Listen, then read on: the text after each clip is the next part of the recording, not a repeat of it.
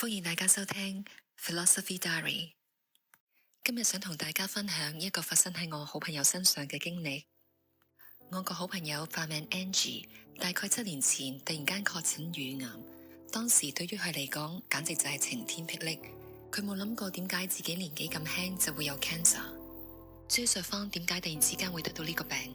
其實唔多唔少，除咗家族病史之外， Angie 本身嘅性格都係比較執着，亦都有可能會影響到佢嘅健康。從 Angie 嘅工作講起，佢喺同一間公司工作咗接近10年，一直都深受佢嘅上司愛戴。雖然當時 Angie 只係得30幾歲，人工同埋福利都好理想，而佢一直都諗住呢份工係可以做到退休㗎。雖然喺佢上司當中，其中有一位個人品真係好差，但其實只要 Angie 聽聽話，唔好去執着呢一位上司做每一件事背後嘅動機，其實每一日都可以好易過。呢一位上司確實係有好多好小人嘅行為，例如佢會要求 Angie 每一早返到公司就即刻幫佢開着佢 office 盞燈，因為佢冇咁早返到公司，但係又要扮已經返到 office。到佢上司返到 office 可能坐咗1個鐘，跟住就會去咗做 facial 或者剪髮，食完個 lunch 返嚟坐多1個鐘就話要走人啦。臨離開 office 之前，通常大概3點鐘到，佢總會提 Angie 放工先好幫佢熄咗 office 盞燈，因為佢要扮佢已經坐咗喺 office 成日。Angie 其實好多時候都因為佢呢位上司嘅行為，令佢覺得極之討厭。眼見佢成日都恃住自己高級，攞盡晒公司嘅着數，由朝到黑都係靠把口同人 social， 不斷咁上位，但係又要繼續服侍佢。呢種嘅工作環境，其實不知不覺都帶俾 Angie 好多矛盾同埋掙扎，而佢自己亦都未必留意到呢啲嘢喺佢身體裏邊造成咗好多負能量。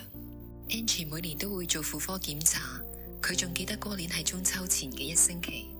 佢好似以往咁去做例行嘅婦科檢查，婦科醫生幫佢檢查胸部，跟住醫生就話覺得佢好似有少少嘢，然後就轉介 Angie 去作進一步嘅檢查。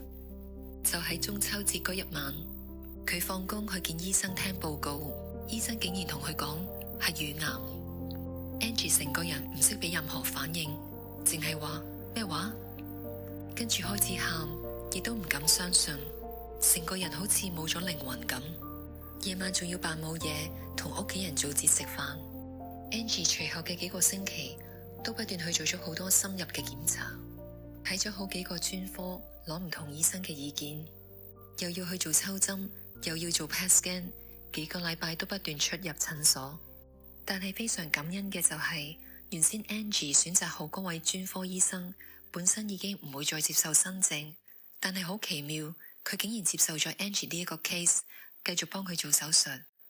做完手術抽完組織之後，醫生確定腫瘤嘅期數，不幸之中嘅大幸就係都算初期。雖然腫瘤嘅類別唔係太好，不過總好過太遲發現。Angie 做完手術同醫生商量過之後，決定淨係做電療。醫生有提及過，如果有啲病人安心起見，亦都有勇氣嘅話，會選擇徹底啲做埋化療。因為 Angie 嘅情況有啲窄界，到最後佢都選擇淨係做電療。整個電療過程大概2個月，每個星期去大概2次。每次去都係逗留大概10分鐘到就出返嚟，完全冇感覺。感恩嘅係整個電療嘅過程 Angie 冇感到任何嘅唔舒服。Angie 喺呢一連串嘅治療期間都堅持在家工作，當然啲嘢未必會可以跟得好貼，但係佢認為咁樣可以分散佢嘅注意力，總好過每一日一擘大隻眼就諗自己嘅病。Angie 嘅上司都有勸佢多啲休息，唔需要擔心公司嘅嘢。3個月之後 Angie 重返佢嘅崗位，如常工作。佢話好記得返公司嘅第一日，嗰朝一出門口呼吸嘅第一啖空氣，簡直就係有一種重生嘅感覺，滿載住無限嘅感恩。佢好感謝神喺佢病患嘅期間，身邊帶俾佢好多好多愛同埋天使，令到佢喺整個醫療嘅過程都充滿住正能量。就連原先決定唔會再接新症嘅醫生，都唔知點解會接受佢呢個 case。所以相信神嘅人就會明白，上帝係會容許災難同埋病患嘅發生，但只要你相信同投靠佢，你嘅嘅病真係會得到醫治。就算最終真係唔能夠得到醫治，喺整個過程裏邊，佢總會同你同行，又或者佢總會有另外一啲方法令你過得更好，得到支持。喺 Angie 嘅身上，我正正就係見證住呢一啲恩典。喺佢患病期間，如果身邊唔係有咁多正能量嘅話，相信個結果未必會一樣。起初 Angie 以為一切都回復正常，重返崗位工作，點知佢幾個上司突然之間覺得 Angie 嘅表現唔及以前。唔知係咪因為經歷過大病，始終會有一啲力不從心，都需要一啲時間去適應。有一日，心地好差個上司突然之間叫 Angie 入房，暗示同 Angie 講，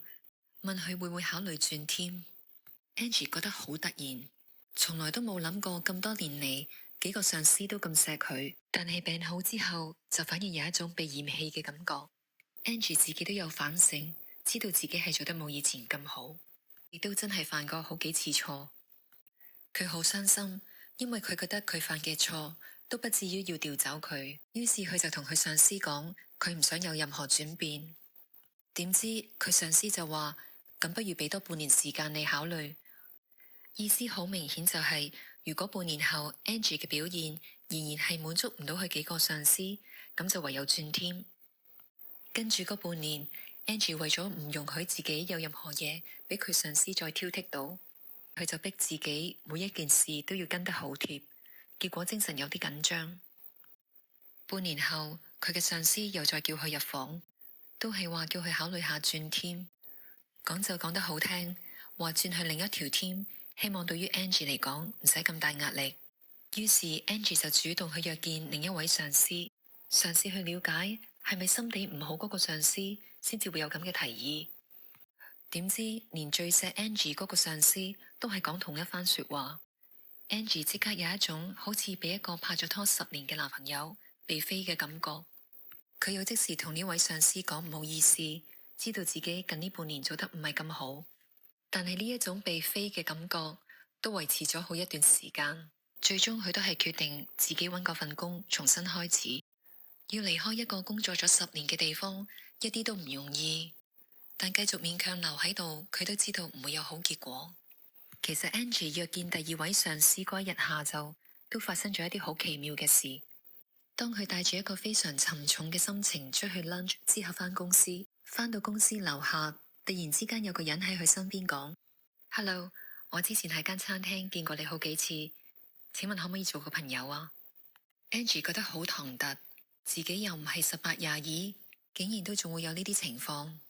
正當佢啱啱覺得好似被人飛咗嘅感覺，但又咁啱會有個人即刻走去抄佢牌，好似有意無意都會安排一啲小插曲俾佢一啲安慰。佢覺得個天好似同佢開緊玩笑咁。佢當時真係覺得唔知好嬲定好笑。而呢個男人喺1星期之後亦都喺 Angie 嘅公司樓下等佢，問佢同一個問題。Angie 當然冇理佢啦，不過個心諗，到咗呢個年紀俾人飛咗，原來都可能仲有機會㗎喎。好彩 Angie 喺好短時間內已經揾到一份新工，最後仲要去到一間比之前好100倍嘅公司。上司同埋同事每一位都對 Angie 非常賞識同埋愛護。佢從來冇諗過離開一間工作咗10年嘅公司，竟然會遇到呢一份對於好多人嚟講係夢寐以求嘅大公司。而呢一間公司非常之主張 work-life balance， 所有嘢都會以僱員行先，亦都真心鼓勵僱員定期在家工作。Angie 過後諗翻，如果舊公司嘅上司唔係突然之間咁決絕同佢分手，佢根本唔會的起心肝走去揾過另外一份工，亦都唔會揾到呢一份充滿愛嘅環境嘅工作。雖然分手嗰一刻係好痛，但係原來呢一切都係有安排嘅。由一個佢工作咗10年嘅一個舒適區，突然之間發現有癌病，好返之後諗住重新振作，點知一直好寵愛佢嗰幾個上司突然之間一齊嫌棄佢，最後逼到 Angie 要離開呢一個 comfort zone。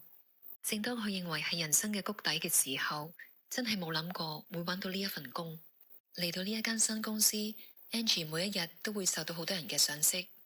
喺努力工作之餘， Angie 亦都多咗時間去做一啲佢自己想做嘅嘢。Angie 想帶俾大家嘅信息就係人生始終都會有高低起跌，當你處於逆境，又或者係人生谷底嘅時候，千祈唔可以放棄，因為你唔再行前多一步，你永遠都唔會知道，原來有更好嘅嘢係等住你嘅。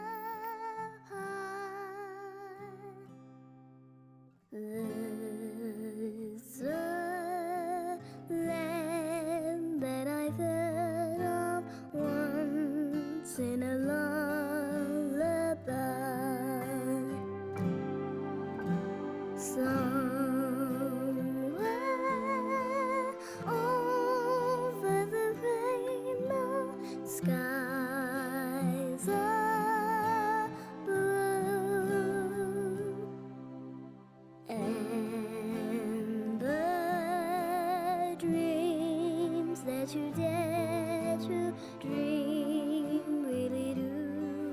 come true. Someday I wish upon a star and wake up where the clouds are far behind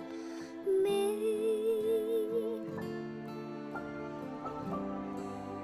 Where troubles melt like lemon drops away above the chimney tops, that's where you'll find me. Somewhere over the rainbow, bluebirds fly. Birds